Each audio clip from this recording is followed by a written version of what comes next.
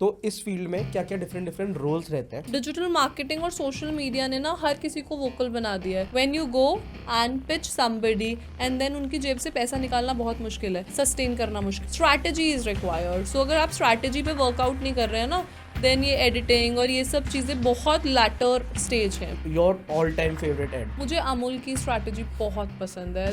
Coke को use कर लेते हैं कोल्ड ड्रिंक की जगह पे, बट लोग कोलगेट को यूज करते हैं टूथपेस्ट की जगह पे कोलगेट. तो किसी के अराउंड भी नेगेटिव को भी बहुत क्यूटली और बहुत स्मार्ट स्ट्रैटेजी से यूज करते हैं. तो ब्रांड्स हैं जब वो किसी इन्फ्लुएंसर को रीच आउट करते हैं, लेट्स से वो क्या क्या आरओआई जनरेट करते हैं, वो क्या सिर्फ सेल्स रहती है? तो अभी आईपीएल स्टार्ट हुआ है. ड्रीम 11 का क्या आपने वो ऐड देखा है? अरबाज खान, हार्दिक पांड्या, ऋषभ पंत, रोहित शर्मा 25 करोड़ रुपए का ऐड बनाया है. वो ड्रीम 11 की बात ही नहीं हो रही. एंड तक आते आते आप उसको इस तरीके से देख रहे हैं, इस तरीके से आप उसको वॉच कर रहे हैं कि कुछ मजा आ रहा है देखने में. Hello everyone, welcome back to our another episode on Beyond the Ranks. Today I have a very special guest with me, Manpreet ma'am. So guys, अगर हम मार्केटिंग की बात करें या ब्रांडिंग की बात करें, तो मैं एक छोटे से एग्जांपल से आपको समझाता हूँ. अभी जैसे MS धोनी का एक कैंपेन है, एड कैंपेन है जो कि साइकिल से रिलेटेड है, वो इंस्टाग्राम पर बहुत वायरल हो रहा है. ठीक है, तो अगर आप मैं अगर अपने पर्सनल कोई फेवरेट ब्रांड की बात बताऊँ, कोई एड की बात बताऊँ, जैसे कि man will be man, imperial blue का एक ऐड आता था, उसमें एक बोलते थे प्यार की राह में चलना सीख. तो वो काफ़ी लॉन्ग लास्टिंग इम्पैक्ट क्रिएट किया उस ऐड ने.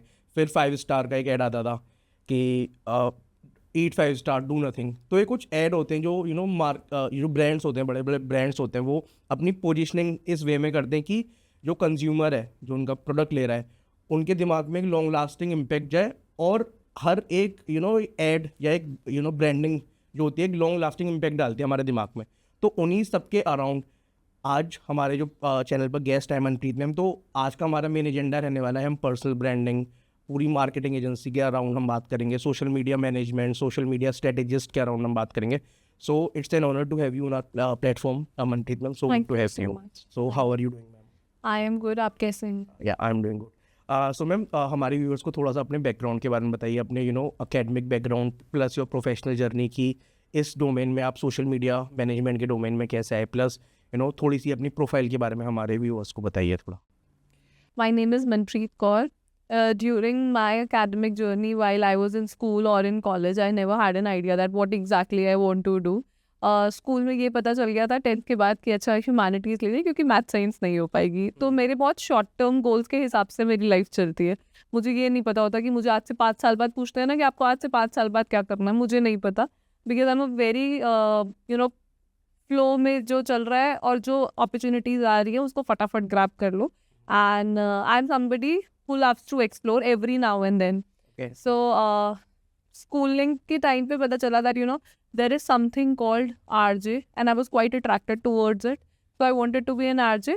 My father did not want me because जब उन्हें पता चला कि mass communication करेंगे, एक mindset होता है पेरेंट्स का, तो उनको ये बताया गया और ये जो सोसाइटी बताती है बड़े अजीब तरीके से बताती है.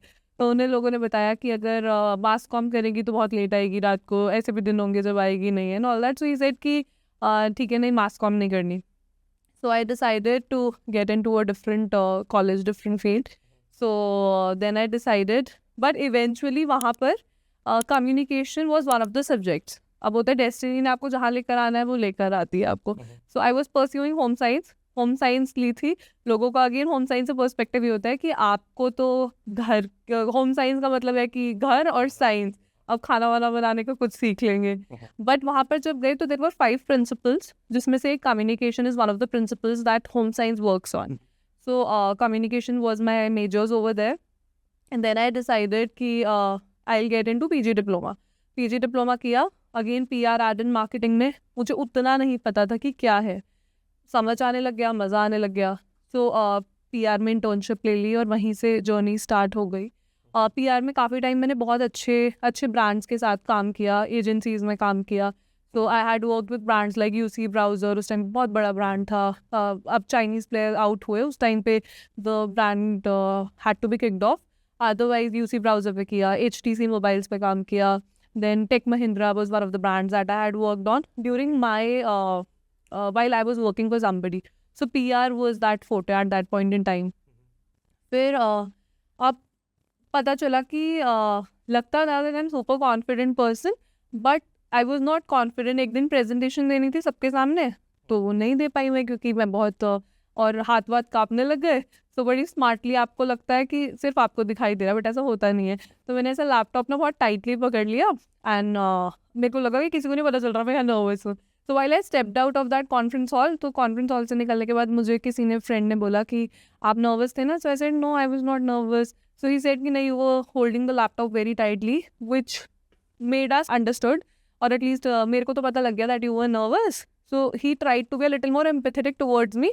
उन्होंने तो कोई मजाक नहीं उड़ाया, बहुत एम्पैथी में बोला कि कोई बात नहीं, बट आपने दी and all that. So on that day I decided that okay, I need to work on my communication skills. This is not it, इतना काफ़ी नहीं है. So I decided to pursue any course. Again मुझे कोई information नहीं थी, मैंने कोई कोर्स अपना ऑनलाइन ढूंढ के मैंने एक जगह एनरोलमेंट कर लिया कि आई learn how to give presentation, how to be more confident. So I entered into ICBI, which is a very well-known institute for soft skills. तो soft skills क्या होते हैं तब ये भी नहीं पता था. Soft skills is again basically life skills, जिसमें आपको communication skills सिखाते हैं. तो वहाँ जाके पता चला कि यहाँ पे सिर्फ आपको ये कोर्स नहीं सिखाएंगे कि आपके soft skills आप शार्प हो गए. आपको इस तरीके से बनाया जाएगा that you will be a trainer. Train the trainer programme होगा जिसमें आपको ट्रेनर बन जाएंगे. आप ये सोचो, मैं एक फ़ी पे कर चुकी हूँ, बट मुझे नहीं पता कि I will be a trainer. So जब मैं वहाँ गई and I saw the kind of people, I was coming from Ghaziabad and मुझे लगता था that you know I am in my vicinity, मैं अच्छी दिखती हूँ, मैं अच्छे से बोलती हूँ. व्हेन आई वेंट देयर, और आप साउथ एक्स में जा रहे हो गाजियाबाद से, so it was all together बिल्कुल वो साउथ जली वाला जो होता है वहाँ पर एनवायरनमेंट था. And then again I felt nervous and I decided that I saw people कि इस तरीके से कपड़े पहनने हैं, इस तरीके से बात करनी है. So मैं बहुत अट्रैक्ट हो गई वहाँ पे. Then I decided that I will also become soft skill trainer. How, कैसे, कुछ नहीं पता. कैसे अपने आप को मार्केट करूँगी, कुछ नहीं पता था.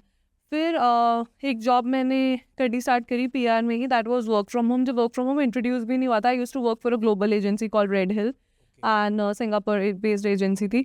तो उस पे काम करने से मुझे बहुत सारा टाइम मिलने लग गया आगे पीछे 10 to 6 के इधर उधर. मैं अपने कन्वीनियंस से काम कर लेती थी. तो वहीं पे मैंने फिर थिएटर भी करना स्टार्ट किया, फिर साथ में सॉफ्ट स्किल्स भी प्रैक्टिस करना शुरू किया, फिर काउंसलिंग के भी कुछ क्योंकि साइकोलॉजी बैकग्राउंड से थी, होम साइंस बैकग्राउंड से थी, तो सब चीज़ों का ब्लेंड बना के अब मुझे नहीं पता है कि कहाँ जा रही है डायरेक्शन, बट सब कुछ हो रहा है थोड़ा थोड़ा थोड़ा. सो then COVID was like a blessing in disguise for a lot of people, and I was one of them.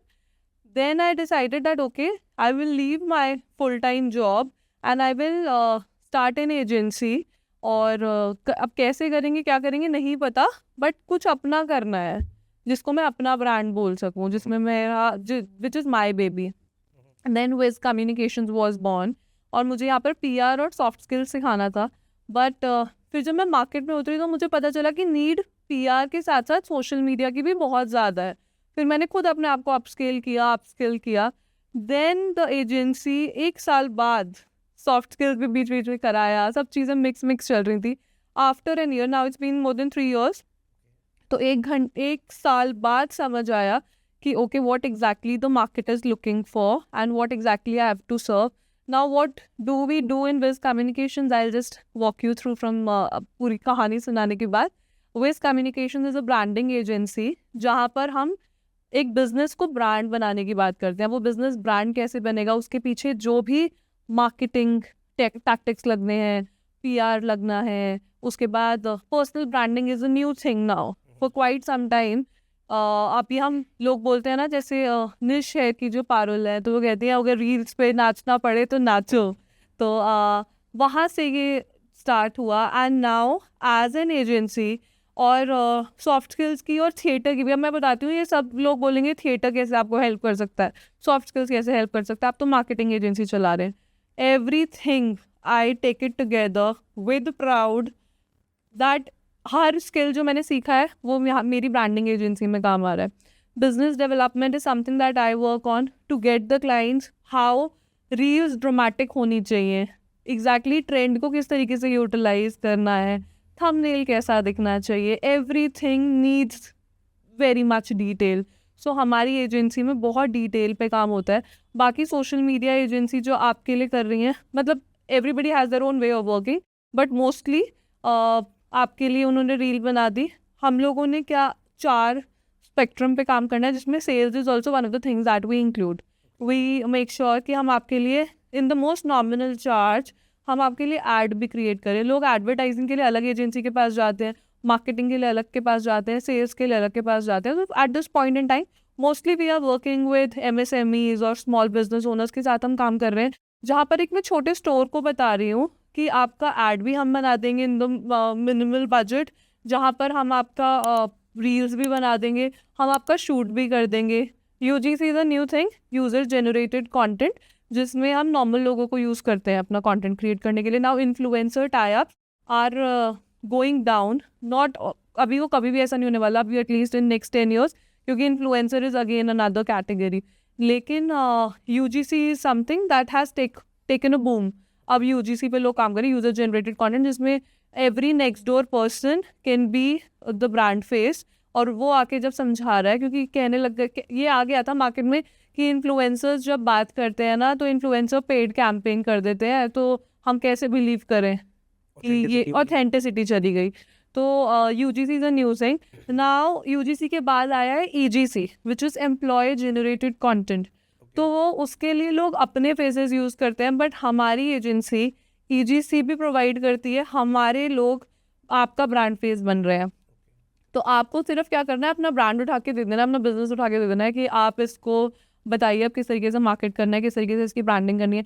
Everything from conceptualisation of idea to taking it to the next level, doing your competition analysis, आपके competitors क्या कर रहे हैं, उससे आपको अलग किस तरीके से करना है, ट्रेंड क्या चल रहे हैं, आपकी सेल. अगर हम एक स्टोर पे काम कर रहे हैं, एक स्टोर के लिए काम कर रहे हैं, तो उस स्टोर के लिए हम किस तरीके से उसकी सेल्स बढ़ा सकते हैं. No marketing agency will think, but here in our agency we work on that front as well, where we are trying.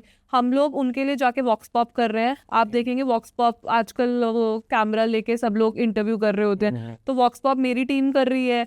उसके बाद मेरी ही टीम जाके even we go to that level because we believe in collaborating with the client and coming together and working as the brand, कि हमारा ही brand है. तभी वो ग्रो करेंगे और वो ग्रो करेंगे तभी हम करेंगे. उनके पैम्पलेट्स तक हम बांट रहे होते हैं. And we do not shy away in anything. It is like it is not your brand only, it is our brand, and you will grow, then we will grow. Your growth is equivalent to our growth. This is how Wiz Communications operate. Correct me if I am wrong. मतलब जो मैंने इसे सीखा है, आप मेरे को बताना कि हम सेम पेज पर हैं क्या. लेट से आप गाजियाबाद में हो, दिल्ली NCR में कोई बंदा फूड का अपना एक स्टॉल खोलना चाहता है, ठीक है, कोई मोमोज का अपना एक आउटलेट खोलना चाहता है. दिल्ली NCR में चाप भी बहुत फेमस है, तो लोग हमारे व्यूअर्स चाप से रिलेट करेंगे, ठीक है. तो उसके बाद इतने पैसे नहीं है कि वो फूड ब्लॉगर को बुला के लाए, ठीक है, अपना रिव्यू कराए, ठीक है. फूड ब्लॉग कोई लोग बोलते हैं कि, क्योंकि मैं पर्सनली बहुत फूड ब्लॉगर्स को फॉलो करता हूँ, कि यार ये तो पेड वो है कि पैसे दे दिए तो अच्छा बोलेगा.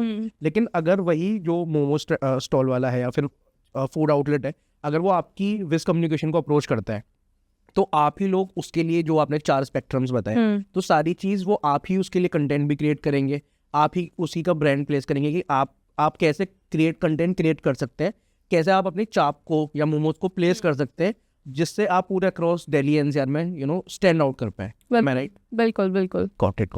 तो उसमें अब ये भी देखेंगे हम कि इसको प्रमोट कैसे करना है. फ्रॉम अगर मोमोज का ठेला है ना, तो मोमोज का ठेला कैसा दिखना चाहिए. हर कोने पे 4 मोमोज के ठेले मिल जाएंगे, एक नहीं मिलेगा. तो अब आपको अपना ठेला दिखाना कैसे है, ऐसे लेके उसको कैसे एस्थेटिक्स उसके इस तरीके से. अब अगर आप मोमोज सोचिए कि अब मोमोज वाले भैया कोई बेच रहे हैं, उसके बाद then we are suggesting somebody कि मोमोज के ठेले पे आप एक अच्छी दिखने वाली एक लड़की को बिठाइए who knows how to talk, and उसके बाद the way she is going to talk, the way she is going to offer the service, that will make you different from other brands. No marketing agency will come and talk to you on that deep rooted level, but we come and we do. We tell you कि आपको मोमोज बेचने, अब यहाँ पर इतने सारे competition खड़े हैं, अब आपको कैसे अलग होना है. जो मैं बोल रही हूँ ना कि theatre and soft skills, this is soft skills. We teach them how to communicate, we train them. हमारा एक रेस्टोरेंट क्लाइंट है जिसमें हम it is a very new client, so we have already decided, क्योंकि वो अलग बैकग्राउंड से आते हैं, उन्होंने अपना ही has been interested in this business, so he started. अब हमने सोचा है कि हम अपने पैसे खर्च के एक प्रॉपर शेफ को लेकर आएंगे जिन्होंने 5 स्टार रेस्टोरेंट्स के साथ, होटल चेन्स के साथ काम किया है. उनकी एक ट्रेनिंग हम कराना चाहते हैं एक छोटे से रेस्टोरेंट में, जहाँ पर हम उनको बताएंगे कि how you are suppose to offer, how you are suppose to talk.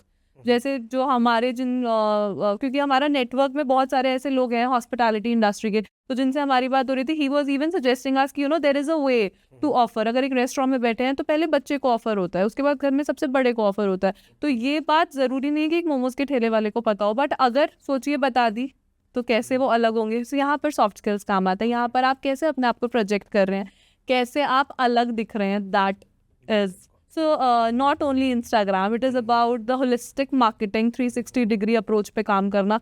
And फिर कैसे ग्रो नहीं करेंगे। So thank you for the detail response ma'am. मेरे को ना यहाँ पर एक और चीज़ समझनी थी, क्योंकि मैं शार्क टैंक को बहुत फॉलो करता हूँ, तो उसमें ना मतलब जितने भी इमर्जिंग ब्रांड्स हैं या फिर जो स्टेब्लिश ब्रांड्स भी हैं, तो उसमें जोमेटो को फाउंडर ले लो, बोट के फाउंडर ले लो, सब ने यही बोला कि जो उनकी मार्केटिंग टीम में है ना, वो या कंटेंट क्रिएटर की टीम में है, उसमें एकदम ना जेनजी जनरेशन वाले क्राउड को लेना प्रेफर करते हैं। तो आपकी भी टीम में, क्योंकि मैं इंस्टाग्राम पे फॉलो करता हूँ, तो काफ़ी आई बिलीव जेनजी क्राउड काफ़ी है। तो मतलब आपके लिए, और अगर मैं इंस्टाग्राम की बात करूँ तो there are there is a quotation that every coin has got two faces. कुछ companies are reluctant to hire Gen Z, some companies जो कि थोड़ा सोशल मीडिया साइट पर ज़्यादा इंक्लाइंड है, ठीक है, वो जेनजीज को बहुत ज़्यादा हायर करते हैं, यार वो एक क्रिएटिव आइडियाज़ लेके आते हैं, वो ब्रांड की पोजिशनिंग में बहुत इम्पैक्ट क्रिएट करते हैं। So what is your take on this spicy topic, I should say, Gen Z generation वाला? ओके, कमिंग, मुझे ऐसा लगता है ये जो हमारी जनरेशन है मिलेनियल वाली, ये हर तरीके से सैंडविच बनी है, ये हर तरीके से पिस रही है। इसने माँ बाप से भी गाली खाई है, ये अपने बच्चों से भी गाली खा रही है। अब वेरी सिमिलरली मिलेनियल बॉस, इसने अपने बॉस की भी खा ली है गाली, क्योंकि ये पीपल प्लीजर था और इसको पता था कि work has to be done. अब जेनजी के साथ, अब ये जेनजी की भी खा रहा है, ये जेनजी का भी टैंट्रम और एटीट्यूड झेल रहा है। But what Gen Z brings to the table, and when that was on a lighter note, but बात genuine ही है। So अभी what Gen Z brings to the table is again, yes, very creative. They are very they are not very driven. मुझे ऐसा लगता है, पता नहीं, अब ऐसे थोड़ा मम्मी पापा जैसे फील आने लगी हमारे ज़माने में, बट genuinely मुझे ऐसा लगता है they are not very driven. They are looking for their work life balance, and अभी से ही मुझे ऐसा लगता है work life balance and everything comes, should be coming to you, but after some point in time जो आपने इतनी मेहनत कर ली है। However I am very thankful the kind of team that I have, because again social media agency है, the kind of trends they know, कि टमाटर बड़े मज़ेदार, they would know better because they are always scrolling. तो I think in social media you need such people, you need, and उनके साथ एक चीज़ और है, वो पीपल प्लीजर बहुत कम है। वो ऐसे हैं कि आपके मुंह पे बोल देंगे, they are very blunt. Even there are times that I feel that they should not be this much this much upfront, but they are somehow. लेकिन उसमें बहुत चीज़ों के उसके बेनिफिट्स भी हैं। So I feel at least as a social, मुझे बाकी इंडस्ट्रीज़ का मैं नहीं कॉमेंट करूँगी, बट अगर आप सोशल मीडिया में काम करा रहे हैं और आपकी सोशल मीडिया एजेंसी है, then you need Gen Z approach, then you need to know that जैसे हमारी टीम में बहुत सारे ऐसे, they are never shy, they are never camera shy, they will not say कि अच्छा मैं वीडियो नहीं बनाऊंगा, या मैं, उनका तो दिमाग ही सारा, मुझे जितना पता है मेरी टीम का एटलीस्ट, उनका सारा दिमाग रिवॉल्व करता है around reel, around content, around, because they are there. और हमारे टीम में एक क्राइटेरिया और है हायरिंग का, कि या तो आप सोशल मीडिया इन्फ्लुएंसर हो, तब हम आपको as a brand manager hire करेंगे, चाहे आप एस्पायरिंग हो, चाहे आप ऑलरेडी यू हैव बिकम, तो या तो आप वो हो, या फिर आप थिएटर से आते हो, या एक्टिंग का आपको कीड़ा हो। क्योंकि हम लोग कैसे कंटेंट क्रिएटर्स हमें चाहिए, जो हमारे किसी भी ब्रांड के लिए मैं उसको बोल दूँ कि आओ लहंगा पहन के खड़े हो जाओ, उसके बाद आओ आप मोमोज वाले से बात कर लो, आओ आप वॉक्स पॉप कर लो। So my team is never shy about anything. You give them any task. हाँ, बस उनके साथ ये है कि 6 बजे के बाद हमारा बैटरी ऑफ हो जाती है। So that is a little challenge with them, which we never had. लेकिन ठीक है, आई थिंक उनका अपना अप्रोच है, अपना ग्रोथ का माइंडसेट है। सही बात। सो मैम, यहाँ पर ना मेरे को, जो भी हमारे व्यूअर्स इस फील्ड में खुद को स्टैब्लिश करना चाहते हैं, ठीक है, क्योंकि एज अ करियर, ये एंटरटेनमेंट के लिए नहीं है, क्योंकि अब ये वेल स्टेब्लिश इंडस्ट्री बनती है, ये लोग इससे लाखों रुपए महीना भी अर्न कर रहे हैं एज अ फुल टाइम और as a freelancing as well. तो मुझे यहाँ पर ये समझना है एज अ हमारे व्यूअर्स के लिए कि डिफरेंस क्या क्या है, let's say personal branding agency में क्या डिफरेंस है, सोशल मीडिया मार्केटिंग टीम में क्या डिफरेंस है, प्लस जो PR एजेंसी होती है या फिर performance marketing agency, digital marketing agency, ये थोड़े 4 से 5 टर्म्स जो मैंने बताई, उसके बीच में आप थोड़ा सा, क्योंकि बहुत ज़्यादा कन्फ्यूजन भी है लोगों को। और जब मैंने अपना बैनर भी डाला था इंस्टाग्राम पर, क्वेश्चंस आप पूछ सकते हैं मनप्रीत मैम, तो एक क्वेश्चन आया था कि सारे के बीच की हम कैसे डिसाइड करेंगे किस में हम जा सकते हैं, क्या क्या स्किल्स रिक्वायर्ड है और क्या डिफरेंस है।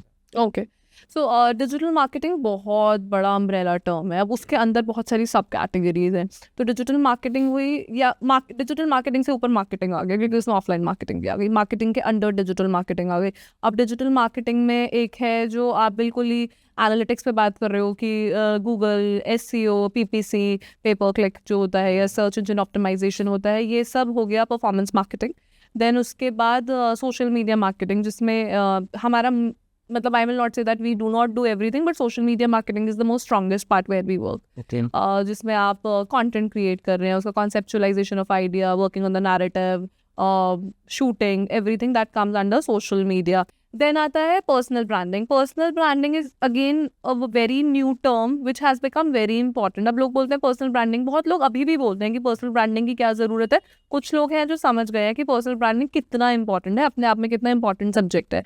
अब अगर मैं इसको एग्जाम्पल से समझाने की कोशिश करूँ, तो अगर एक ब्रांड ओनर इस लेवल पर आकर बात करे जहाँ पर वो ब्रांड से रेजोनेट करते, ब्रांड से रिलेटेबिलिटी ले आए। To give you an example, अगर हम टाटा की बात करें, टाटा हमेशा अपने आप को कैसे प्रोजेक्ट करता है, दैट टाटा देश का नमक, टाटा और अगर मिस्टर रतन टाटा की बात करें, उनको हमेशा किस चीज़ के लिए जाना गया है? Humility, to give back to the society. This is how he used to be, he is somebody we all of us look up to, कि अगर लीडर बनना है तो ऐसे लीडर होने चाहिए। सो उन्होंने हमेशा अपने ब्रांड को किस तरीके से दिखाया है कि हम ज़मीन से जुड़े हुए हैं, और वो खुद भी ऐसे इंसान थे। अब आप ज़ूडियो की बात करें, ज़ूडियो भी टाटा का ब्रांड है। ज़ूडियो ने अपने आप को किस तरीके से प्रोजेक्ट किया है कि हम अपर मिडिल क्लास और मिडिल क्लास फैमिलीज़ के लिए वो कपड़े लेकर आ रहे हैं, वो फंकी क्लोथ्स लेकर आ रहे हैं जो वो एक्चुअली बड़े बड़े ब्रांड्स से नहीं खरीद पा रहे थे। तो this is how Tata projects. अब यहाँ पे पर्सनल ब्रांडिंग को मैं किस तरीके से रिलेट कर पा रही हूँ? Mr Ratan Tata, humility, and then Tata देश का नमक। अगेन अगर मैं अनदर एग्जाम्पल दूँ, शुगर की बात करूँ जो बहुत ही वेल नोन कॉस्मेटिक प्रोडक्ट है, तो आप पर्सनल ब्रांडिंग पे जो विनीता सिंह जो उनकी फाउंडर है, जब वो शार्क टैंक में आई, आप उसके बाद अगर एनालिसिस देखेंगे ना, उनकी सेल्स कितनी ग्रो हुई हैं, बूम हुई हैं। क्यों? क्योंकि नाउ समबडी, लोग एक बार ही रिलेट कर पाते हैं। अब जितने भी सेलिब्रिटीज़ हैं, बॉलीवुड सेलिब्रिटीज़ हैं, क्यों पहले कुछ इतना बनने के बाद वो अपना प्रोडक्ट लॉन्च क्यों करते हैं? आलिया भट्ट है, उनका किड्स प्रीमियम फैशन ब्रांड है। इसलिए पर्सनल ब्रांडिंग बहुत बहुत ज़रूरी है। तो बहुत सारे ओनर्स होते हैं या फिर जो फाउंडर्स होते हैं, वो they refrain to come on camera and on to connect with the audience because they do not feel comfortable. अब आप बिल्कुल ही कंफर्टेबल फील नहीं कर रहे, then you need to promote your team. आप अपनी टीम को आगे लेकर आइए। अदरवाइज एक बारी जब ओनर आके सामने से, फाउंडर आके बात करते हैं ना पर्सनल ब्रांडिंग पे, then it creates different kind of impact and narrative. तो वो बहुत इंपॉर्टेंट है पर्सनल ब्रांडिंग। अगर आप देखिए आजकल मेकअप आर्टिस्ट, अगर मैं अब ये तो बड़े बड़े ब्रांड्स की बात होगी, अगर मैं छोटे एग्जाम्पल्स उठाऊँ, तो जो मेकअप आर्टिस्ट हैं वो जब मेकअप की पिक्चर डाल रहे हैं, तब तो जो व्यूज़ और वो व्यूज़ और लाइक्स आ रहे हैं वो अलग है। बट जब वो अपनी कहानी बता रहे हैं ना, that you no I am getting ready and now I am going out with my husband, क्योंकि everybody has become an influencer these days। सब अपने आप में माइक्रो सेलिब्रिटी फील करते हैं। हम हर चीज़ का अपडेट इंस्टाग्राम पे डाल रहे होते हैं, तो उस चीज़ों से लोग रिलेट करते हैं। सो इसलिए अगर आपको अपना ब्रांड बनाना है, तो इसलिए आपको भी फेस बनना पड़ेगा। This is how personal branding has evolved in these times.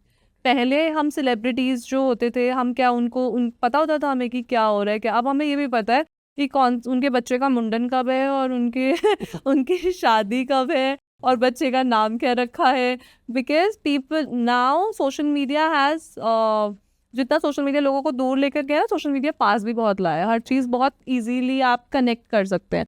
तो यहाँ पर पर्सनल ब्रांडिंग काम आती है। People want to know more about your personal life as well apart from what you are doing professionally.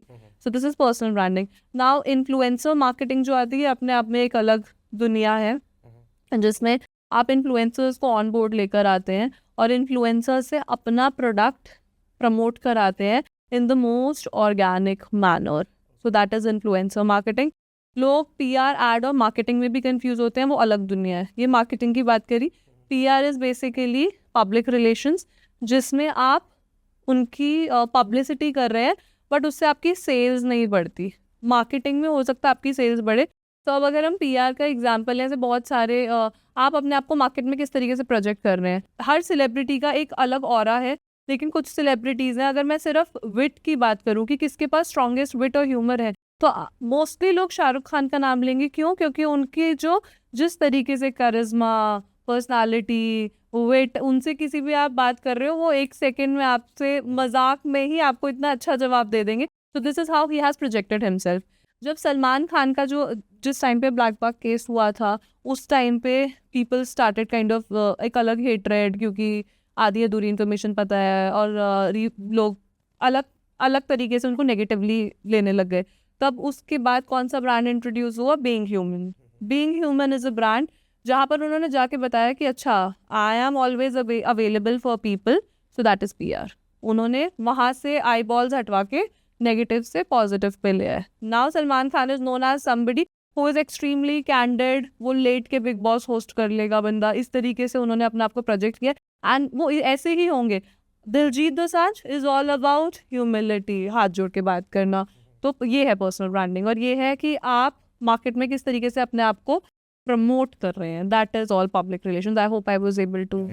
अभी आपने दिलजीत का नाम लिया, तो मैम अभी मतलब उनका जो टूर्स हैं वो बहुत ज़्यादा वायरल होते हैं, मतलब मिलियंस ऑफ व्यूज़ जाते हैं. इवन मोदी जी ने भी उनको अपने मोदी जी ने इंटरव्यू, तो इंडिया का टूर उनका बहुत ज़्यादा वायरल हुआ, बहुत फेमस हुआ. तो उनका मैंने मतलब एड्स देखे थे, काफ़ी ज़्यादा ब्रांड्स थे. ठीक है, मुकाबरो एक जो ब्रांड है, ठीक है, वो भी स्टेज पर वो वाला ट्रॉली बैग्स लेके हुए, काफ़ी ज़्यादा वो भी रील वायरल हुई. तो ब्रांडिंग का मतलब मेरा यहाँ पर ये क्वेश्चन है कि जो भी ब्रांड्स हैं, जब वो किसी इन्फ्लुएंसर को रीच आउट करते हैं, तो क्या क्या चीज़ें, लेट से वो क्या क्या ROI जनरेट करते हैं? क्या सिर्फ एक पैरामीटर, एक जो मैट्रिक्स जिसे हम बोलते हैं, वो क्या सिर्फ सेल्स रहती है, या फिर इसके अलावा भी कुछ मैट्रिक्स या स्पेक्ट्रम जो आपने वर्ड यूज़ किया, वो भी दिमाग में रख के कोई ब्रांड किसी इन्फ्लुएंसर को रीच आउट करता है? हर ब्रांड की अलग अप्रोच होती है. हर ब्रांड का अलग थॉट प्रोसेस होता है. बट हाँ, अगर मैं जनरलाइजेशन के पर्सपेक्टिव से बात करूँ, तो अभी IPL स्टार्ट हुआ है. तो अभी Dream11 का क्या आपने वो ऐड देखा है जिसमें सारे बॉलीवुड एक्टर्स, उन्होंने आमिर खान, रणबीर कपूर, अरबाज खान, हार्दिक पांड्या, ऋषभ पंत, इतने बड़े बड़े लोगों को मिला के 25 करोड़ रुपए का ऐड बनाया है. तो अब आपका उसमें क्या ROI होगा? मेरे हिसाब से उनका ROI शायद ये रहा होगा कि इस लेवल पे जाके कनेक्ट करना है लोगों से. और आप वो Dream11 की बात ही नहीं हो रही, एंड तक आते आते आप उसको इस तरीके से देख रहे हैं, इस तरीके से आप उसको वॉच कर रहे हैं कि कुछ मज़ा आ रहा है देखने में. और एक दूसरे को वो पुल डाउन कर रहे हैं और बोल रहे हैं कि ईगो. सेलिब्रिटीज़ की कुछ वर्ड यूज़ किया था आमिर खान सर ने, जिसमें उन्होंने बोला है कि आजकल के जो ये स्टार्स हैं, रणबीर कपूर, इनकी ईगो ज़्यादा बड़ी है इनके बॉक्स ऑफिस से. हाँ, this is what he stated. So इनका क्या थॉट प्रोसेस रहा होगा? Dream11 इज़ अ प्लेटफॉर्म जहाँ पर लोगों को पैसे लगाने से डर लग रहा है कि अच्छा, वो लास्ट में बोलते भी है ना, डिस्क्लेमर फटाफट भागते हुए 2x की स्पीड पे देते हैं कि अगर आप यहाँ पर करेंगे तो भाई गैम्बलिंग की आदत आपको ना पड़ जाए. अब वो इतने बड़े बड़े सेलिब्रिटीज़ को साथ लेकर आ रहे हैं और बोल रहे हैं कि आप Dream11 पे आओ, टीम बनाओ. आमिर खान बोल रहे हैं कि मैं बना रहा हूँ, रणबीर कपूर बोल रहे हैं मैं टीम बना रहा हूँ. और इतना फन वे में ये ऐड क्रिएट किया गया है कि अगर वो यूट्यूब पे ऐड आ भी रहा है ना और आपको स्किप ऐड दबाने का मन नहीं करेगा, आप सोचोगे अच्छा पूरा देख लूँ. और जब इनिशियली ये जिस दिन फर्स्ट डे आया था, तो बहुत जगह पे इंस्टाग्राम पे ये भी लिखा हुआ था, POV do not consider this as an ad, it is not an ad, it is a movie coming up. So उसके अराउंड उन्होंने एक अलग ही, उनकी PR टीम ने अलग बस बनाया होगा कि इसको वायरल करते हैं. इस तरीके से ये स्ट्रैटेजी होनी चाहिए कि लोगों को लगे कोई मूवी आ रही है जिसमें आमिर खान भी है और जिसमें इतने लोगों का सबसे बड़ा एटलीस्ट इंडियंस को किस चीज़ से सबसे ज़्यादा प्यार है? पॉलिटिक्स, क्रिकेट और बॉलीवुड. तो दो तो स्पेक्ट्रम उन्होंने कवर कर लिए. Thank you so much for adding that humour and साथ साथ आपने इनसाइट्स भी ऐड की, थॉट प्रोसेस भी बताया किसी ब्रांड का कि क्या थॉट प्रोसेस रहता है, इतने बड़े बड़े नाम, इतने बड़े बड़े इन्फ्लुएंसर्स को लेके आने पर कैसे वो ROI जनरेट करते होंगे. मैम यहाँ पर ना मेरे को एक और क्वेश्चन पूछना है, क्योंकि आप इस फील्ड में भी हैं, तो लेट्स से ब्रांडिंग की क्या इंपॉर्टेंस है, प्लस कोई भी ऐसा एक दो एड्स का एग्जांपल बताइए, नॉट जस्ट कि कोई रिसेंट टाइम में, your all time favourite ad जिसका लॉन्ग टाइम इंप्रेशन रहा है आपके दिमाग पर, और जिसने कोई सोशल मैसेज भी डिलीवर किया है, वो उसके अराउंड भी आप बता सकते हैं। फिर अगर कोई सोशल मैसेज नहीं भी था तो इन जनरल जो भी आपका फेवरेट रहा है, और उससे ब्रांडिंग कैसे ब्रांडिंग कैसे अचीव हुई है। ओके, सो ब्रांडिंग कैसे अचीव हुई है, अगर वैसे बहुत सारे एड्स हैं जो मेरे फेवरेट हैं, बट अगर मुझे कुछ का नाम लेना हो, मुझे अमूल की स्ट्रैटेजी बहुत पसंद है, द टेस्ट ऑफ इंडिया।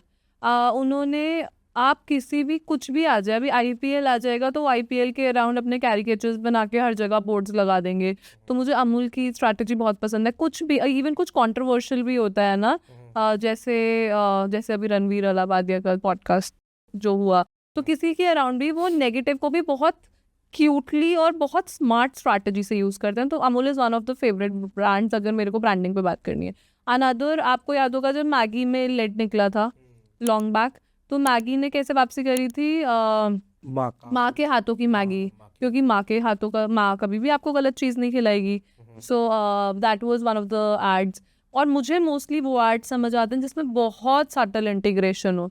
मेरे को अभी ब्रांड नहीं याद आ रहा, मैं कल परसों में ये काफ़ी पुराना ऐड देख रही थी जिसमें किसी कार कंपनी का, तो मैं नाम नहीं लूँगी जिससे गलत ना हो जाए, उसमें अब ऐसा, again being a woman who drives and I am a good driver, तो बट ये कहते हैं ना, औरत गाड़ी देखते, अच्छा देखिए उस पक्का औरत चला रही होगी तभी गाड़ी ठुकी है, ऐसा बोलते हैं ना। तो इसके अराउंड एक ऐड था, मुझे खुद बहुत फनी लगा वो। एक आदमी जाते हैं और वो जाके बोलते हैं कि आपकी गाड़ी में ये है, ये है, ये है, ये है, तो वो सारे फीचर्स बताते हैं कि हाँ एयर बैग्स खुल जाएंगे, ये हो जाएगा, वो हो जाएगा, वो हो जाएगा। उसके बाद कट टू, वो ऐसे बोलते हैं कि ये क्या क्वेश्चंस पूछ रहा है। कट टू, वो जाते हैं अपनी बेटी को बोलते हैं, अच्छा बेटा this is for you, and that was a very humorous ad. I can't remember the name of the brand, but that was a very, और फेविकॉल ने, जैसे कुछ ब्रांड्स हैं जो हम भूल ही चुके हैं कि ये ब्रांड है, हमने उसको ऐसे यूज़ करना शुरू कर दी। कोलगेट, लोग अब तो फिर भी अवेयरनेस आ गई है, बट लोग कोलगेट को यूज़ करते हैं किसकी जगह पे, टूथपेस्ट की जगह पे कोलगेट, कोक को यूज़ कर लेते हैं कोल्ड ड्रिंक की जगह पे। इस तरीके से इन्होंने अपने आप को प्रोजेक्ट किया है। मुझे जोमेटो की स्ट्रैटेजी बहुत अच्छी लगती है, इतने फन और इतने विटी। आप बैठे होगे और वो बोलेंगे अच्छा बहुत काम कर लिया होगा सुबह से, आओ ऑर्डर कर लो, मतलब बहुत ही उनके लगे होंगे गाजर का हलवा भिजवा दूं क्या। तो इस तरीके से मुझे जोमेटो के आर्ट, बहुत पर्सनल इंटरेक्शन, और ऐसा लगेगा कि अच्छा आपका दोस्त आपसे बात कर रहा है। तो I love how Mr Deepinder Goyal, who is the founder of Zomato, uses these strategies and it is always very connecting। वो भी हमेशा यही बोलते हैं कि मैं तो जेनजी को ही, जेनजी टीम है मेरे यहाँ, ये क्राइटेरिया, उनका क्राइटेरिया भी बहुत अलग है हायरिंग का। ऐसे ही मुझे न्यूमी एशिया ब्रांड है, उनका भी वो उनके ऐड की बात नहीं करेंगे, लेकिन उन्होंने जिस तरीके से इतने कम टाइम में इतना अच्छा ROI जनरेट किया है, तो उनकी स्ट्रैटेजी भी बहुत ऐसी रही है कि जेनजी से रिलेट करना, इन्फ्लुएंसर्स के लिए कपड़े, जेनजी से बात करो। तो ऐसे कुछ एड्स हैं। महाकुंभ में अभी क्योंकि पूरे टाइम ये था कि लोग खो रहे थे, इतनी चीज़ें हो रही थी, तो उन्होंने इतने बड़े साइज़ की टी-शर्ट्स बनवाई कि 2 लोग साथ में पहन के वो टी-शर्ट चल रहे थे, और उसमें लिखा था फेविकॉल, ये जोड़ कभी टूटेगा नहीं। What is the kind, like मतलब look at the mindset that the brand had.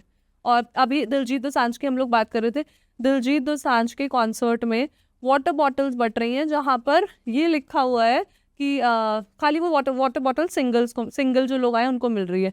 कितने ही लोग सिंगल आए होंगे, उन्होंने बहुत अच्छे से वो स्ट्रैटेजी यूज़ करी, वाटर बॉटल पकड़ा रहे और बोल रहे हैं, उस पर लिखा हुआ है जल पी लीजिए, सिंगल रह के बहुत थक गए होंगे।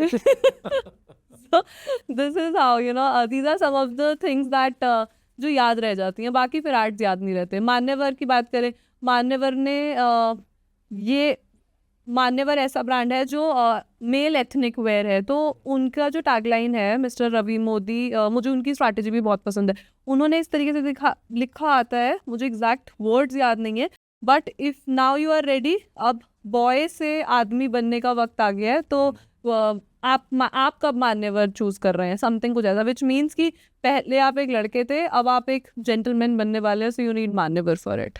सो दैट इज़ मतलब art of story telling. Art of story telling, क्योंकि बचपन से नानी दादी की कहानियां सुन के हम सब बड़े हुए हैं, हम सब आज भी उसी से ही रिलेट कर रहे हैं, कहानियां ही याद रहती हैं, किससे ही याद रहते हैं, बातें और ज्ञान भूल जाते हैं। सही बात। सो मैम लास्ट में मेरा ये एक टॉपिक जो मेरे को कवर करना था, जिस पर काफ़ी इंस्टाग्राम पर भी क्वेश्चंस आए थे मेरे पास कि सोशल मीडिया एजेंसी, मतलब अगर आप पूरे में इसे डोमेन को जितने भी, अगर मैं एक अम्ब्रेला टर्म जैसे आपने मार्केटिंग बोली थी, तो मैं इसे सोशल मीडिया एजेंसी या सोशल मीडिया मैनेजमेंट बोल लेता हूँ। इस फील्ड में क्या क्या डिफरेंट रोल्स रहते हैं, जो कि क्या फिर लेट्स से कि जो ह्यूमैनिटीज़ वाला बंदा है उसी के लिए थोड़ा एक एज रहता है, या फिर अगर कोई भी बंदा इसमें आ सकता है, पहला क्वेश्चन ये। प्लस उसके बाद की क्या क्या मतलब इसमें अर्निंग वाइज, क्योंकि लास्ट में ह्यूमर हो गया, रील्स स्क्रॉल कर ली, पैसा कितना बनता है, और मतलब इसमें ग्रोथ के chances in terms of earning money, वो कैसे है? ओके, अर्निंग का चांस इसमें बहुत अच्छा है। खुशखबरी ये है कि बहुत पैसा है इसमें। बट अनफॉर्चुनेट बात ये है कि हर इंसान, एक तो आजकल डिजिटल मार्केटिंग और सोशल मीडिया ने ना हर किसी को वोकल बना दिया है, और बहुत लोग ऐसे हैं जिन्हें वोकल बनने की ज़रूरत थी नहीं, बट वो बन गए हैं। ऐसी ऐसी रील्स आप देखते हैं तो लोगों को लगता है कि अरे वायरल हो जाएंगे, फेमस हो जाएंगे, तो फिर उसके बाद उन्हें लगता है जब हम वायरल हो गए तब हम सोशल मीडिया एजेंसी भी खोल सकते हैं। नहीं, you need very practical and very logical approach to it. You need to do an analysis, जो मैंने अभी बात करी कि हम अपनी टीम में ये चीज़ें करते हैं। It is not only making reel reel reel, at the same time आपको किस तरीके से रेलेवेंट रहना है। आपको एक कई बार होता है हम शौक में सोचते हैं कि अच्छा मैं 50,000 की नौकरी कर रहा हूँ, जितना मेरी एजेंसी कमा रही है इतना तो मैं भी 2 ब्रांड्स के साथ, 1 ब्रांड के साथ लोग छोटे ब्रांड्स पकड़ता हूँ और काम करना शुरू करता हूँ। बहुत लोग ऐसे जॉब छोड़ देते हैं। तो मेरा सजेशन तो ये बिल्कुल नहीं रहेगा कि आप ऐसा करें, क्योंकि एक एक बिजनेस लाने में बहुत मेहनत लगती है। It is again all together, it is again a process. बहुत बहुत सारी मेहनत, खून पसीना लगता है। वो रील्स देखना तो आसान है, when you go and pitch somebody and then उनकी जेब से पैसा निकालना बहुत मुश्किल है। तो क्लाइंट लाना भी एक बार को मैं बोलूँगी आसान है, सस्टेन करना मुश्किल है। सो you need an army for it. एक इंसान सब कुछ नहीं कर सकता। इसलिए अगर आप सोशल मीडिया एजेंसी स्टार्ट करने की सोच रहे हैं, बी इट आप 2-3 लोगों से सोच रहे हैं कि अच्छा मैं इससे इंटर्न से काम करा लूँगा, मैं ये करवा लूँगा, ऐसे वर्कआउट हो नहीं पाता, इन द लॉन्ग रन तो नहीं हो पाता। So if you plan to start an agency, be it start with handful of people, but good people who actually have that kind of mindset, who are like-minded people, who are ready to work, who are not only aware about the Instagram algorithm, but at the same time who know how to run ads. वो again technical part आ गया, who know कि किस तरीके से मुझे इस business को brand बनाना है। I always say that you need to nurture business like a baby so it becomes a brand, and that's an altogether a process. तो उसमें वो खून पसीने वाला काम है।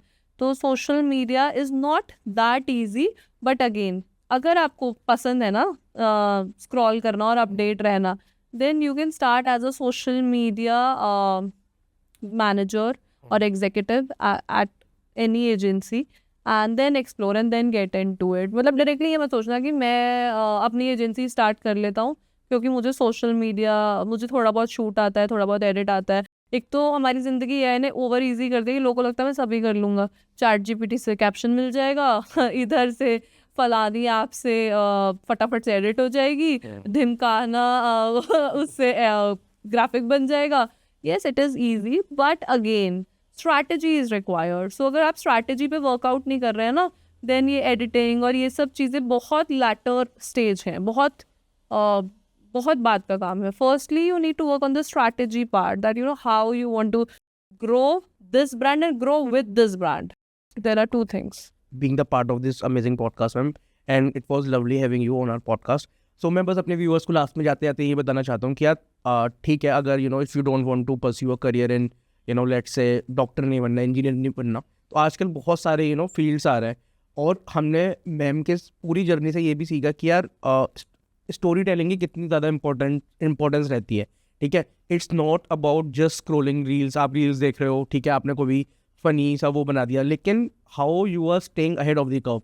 आप जिस ब्रांड के साथ काम कर रहे हो, कोलैब कर रहे हो, आप उसकी ग्रोथ में क्या कुछ ऐसा क्या वैल्यू ऐड कर रहे हो जिससे आपकी पूरी एक सस्टेनेबल ग्रोथ हो रही है। एक बार ब्रांड आ जाएगा, ठीक है, लेकिन it's not about just one time, it's about कि कितना लंबा आप आपको लंबी रेस का घोड़ा बनना है। आप कितना लंबा उस ब्रांड के साथ ग्रो कर रहे हो खुद, और उस ब्रांड को ग्रो करा रहे हो।